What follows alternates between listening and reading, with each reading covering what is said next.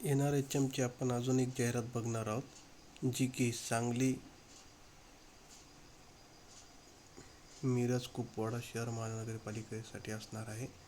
तर यामध्ये असे म्हटलेले आहे, राष्ट्रीय शहरी आरोग्य अभियानाअंतर्गत राबविण्यात येणाऱ्या कार्यक्रमासाठी खालील तक्त्यात दर्शविल्याप्रमाणे निव्वळ कंत्राटी पद्धतीने करार तत्त्वावर खालील तक्त्यात पदांसाठी पात्र असलेल्या उमेदवाराकडून अर्ज मागविण्यात येत आहेत.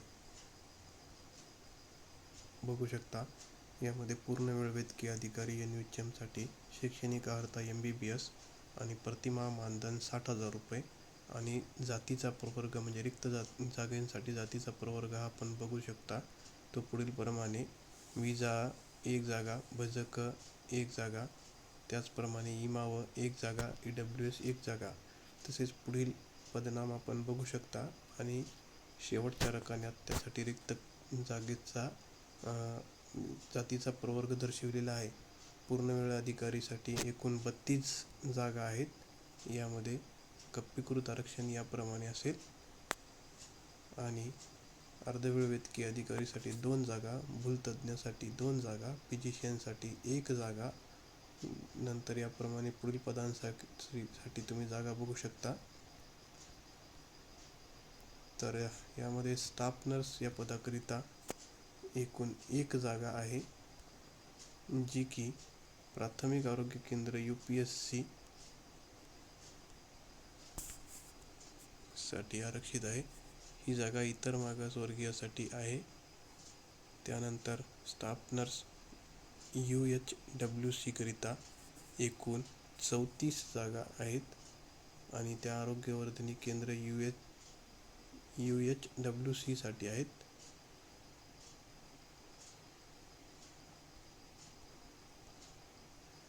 याचप्रमाणे पुढे पुरुष बहुउद्देशीय कर्मचारी असे एकूण 13 संवर्गासाठी जागा आहेत.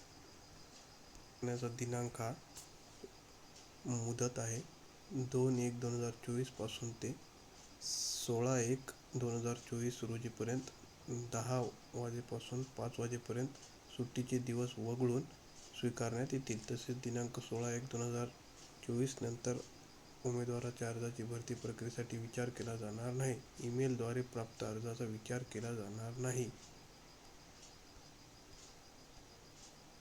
अर्ज स्वीकारण्याचे ठिकाण दर्शविलेले आहे. तर हे ठिकाण आहे वैद्यकीय आरोग्य अधिकारी RCH कार्यालय, पाण्याच्या टाकीखाली, आपटा पोलीस चौकी शेजारी, उत्तर शिवाजीनगर, सांगली. हा पिनकोड दिलेला आहे सांगलीचा. पुढे त्यांनी अटी व शर्ती नमूद केलेल्या आहेत, ज्या की नेहमीच्याच NRHMच्या जाहिरातीमध्ये दर्शविण्यात आलेल्या असतात. परंतु या ठिकाणी आपल्याला एक अट महत्त्वाची आहे, ती म्हणजे की वरील पद वार्षिक कृती आराखड्यामध्ये मंजूर झाल्यास व प्रथम नियुक्ती कार्यकाळात समाधानकारक काम असलेस पुढील 11 महिने 29 दिवसाची पुनर्नियुक्ती मिळण्यास उमेदवार पात्र राहील. म्हणजे तुमचे काम जर समाधानकारक असेल तर पुढील 11 महिने 29 दिवसाकरिता पुनर्नियुक्ती ही देण्यात येईल.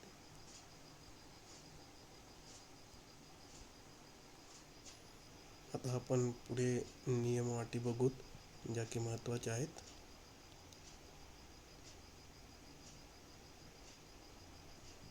तर आता इथे महत्त्वाचा मुद्दा असा आहे की निवड प्रक्रियेतील पात्र अपात्र उमेदवारांची यादी, भरती प्रक्रियेची माहिती महाराष्ट्र शासनाच्या महाराष्ट्र.gov.in या वेबसाईटवर व आरोग्य.महाराष्ट्र.gov.in या वेबसाईटवर प्रसिद्ध करण्यात येईल.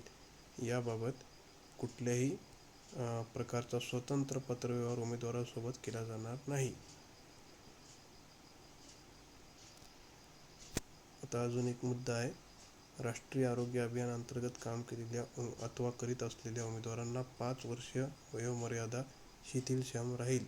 म्हणजेच 5 वर्ष त्यांना वाढून मिळतील अर्ज करण्यासाठी. आता येथे खुल्या प्रवर्गातील उमेदवाराकरिता 150 रुपयाचा डिमांड ड्राफ्ट म्हणजे DD आणि राखीव प्रवर्गातील उमेदवारांसाठी 100 रुपयाचा डिमांड ड्राफ्ट जोडणे आवश्यक आहे. सदरचे शुल्क हे नापरतावा नॉन रिफंडेबल असून सदरचा demand draft integrated health and family welfare society Sangli, Sangli Miraj and Kupwad city corporation या संपूर्ण नावाने असावा. डी हा ड्राफ्ट अर्जावर एकदम वरच्या बाजूस जोडण्यात यावा, अशा त्यांनी काही नियम अटी दिलेल्या आहेत. सोबतच डिमांड ड्राफ्टच्या मागील बाजूस उमेदवाराचे नाव, त्याचे संपूर्ण नाव, अर्ज सादर केलेल्या पदाचे नाव, जाहिरातीमधील पद क्रमांक व मोबाईल क्रमांक लिहावा. डिमांड ड्राफ्टच्या नावामध्ये चूक आढळल्यास अथवा डिमांड ड्राफ्ट खराब असल्यास संबंधित उमेदवाराचा अर्ज पदभरतीच्या पुढील प्रक्रियेकरिता ग्राह्य धरला जाणार नाही, याची उमेदवारांनी काळजीपूर्वक नोंद घ्यावी. धनाकर्ष हा राष्ट्रीयकृत बँकेचाच असावा, म्हणजे खाजगी संस्था किंवा खाजगी बँकेचा चालणार नाही. आता सर्व संवर्गाकरिता पदाकरिता उमेदवारांनी अर्ज सादर करताना आवश्यक कागदपत्रे जोडावयाची आहेत. ती खालीलप्रमाणे: प्रथम, विविध नमुन्यातील अर्ज, 10वी गुणपत्रक आणि सनद, जन्मतारीख पुरावा म्हणून 12वी गुणपत्रक आणि सनद, पदवीचे गुणपत्रक, पहिले वर्ष, अंतिम वर्ष अटेम्प्टसह, जेणेकरून एकत्रित गुण काढणे शक्य होईल, व पदवी प्रमाणपत्र, कन्व्हॅक्शन सर्टिफिकेट.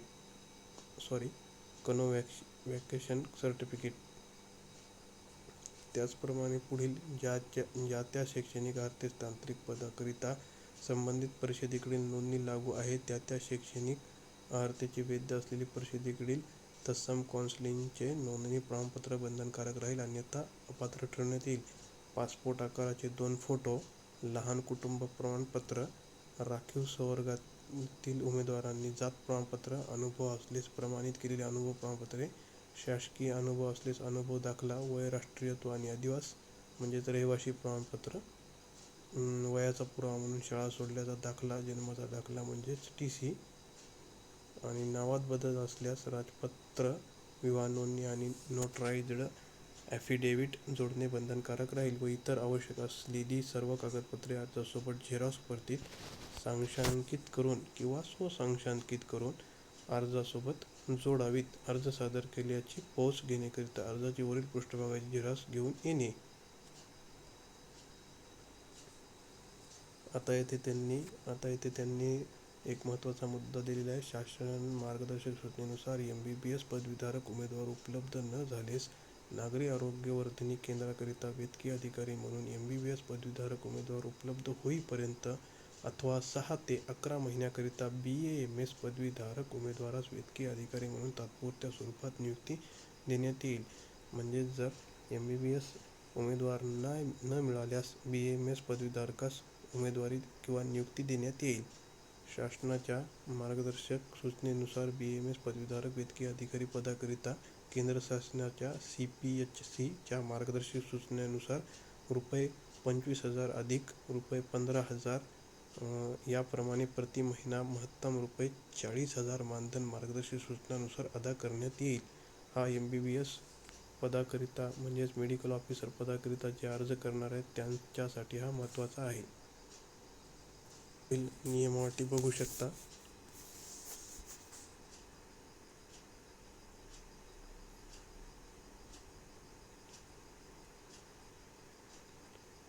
या अर्जासोबतच त्यांनी या जाहिरातीसोबतच त्यांनी अर्जाचा नमुना दिलेला आहे, जो की उमेदवारांना भरूनसन्या पोस्टाद्वारे किंवा समक्ष प्रत्यक्ष नेऊनसन्या तिथे दाखल करवायचा आहे.